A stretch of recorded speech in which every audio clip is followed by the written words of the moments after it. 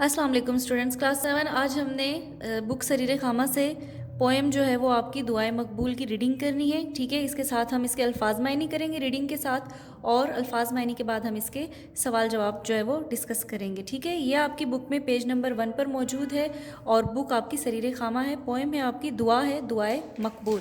ٹھیک ہے، چلیں اس کی ریڈنگ سٹارٹ کرتے.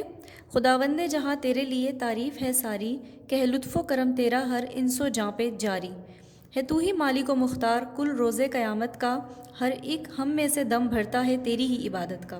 اس کا مطلب کیا ہے کہ اے پروردگار، جو ساری دنیا کا بنانے والے، یہاں جو بھی جتنی بھی تعریف ہوتی ہے وہ ساری تیرے ہی لیے ہے.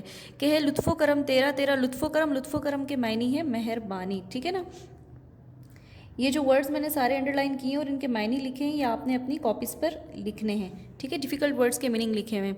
لطف و کرم کہتے ہیں مہربانی کو، کہتے ہیں کہ شاعر کہہ رہا ہے کہ یا اللہ، کہ ہر انس و جاں یعنی جتنے بھی انسان اور جاندار ہیں سب پر تیری مہربانی جاری ہے. تو ہی مالک و مختار، مالک و مختار یعنی کہ مالک کل مطلب تمام، روز قیامت کا مالک اور مختار اور مالک تو ہی ہے، اور ہم میں سے ہر ایک ذکر کرتا ہے. دم بھرنا مطلب ذکر کرنا تیری ہی عبادت کا. اے میرے پروردگار، ہم میں سے ہر ایک تیری ہی عبادت کا ذکر کرتا ہے اور تیرا ہی ذکر کرتا ہے. تیری ہی ذات سے ہوتے ہیں ہم امداد کے طالب، تو ہی ہے جو ہمیں لے جائے راہ راست کی جانب.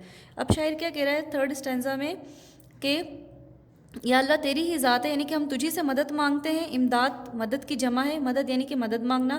طالب امیدوار یعنی ہم تجھ سے ہی مدد کے طلبگار ہیں، تجھ سے ہی مدد چاہتے ہیں، کیونکہ تو ہی ہے جو ہمیں لے جائے راہ راست کی جانب. یا اللہ، تو ہی ہے جو ہمیں سیدھے راستے کی طرف لے جاتا ہے، اس لیے ہم تجھ ہی سے مدد مانگتے ہیں.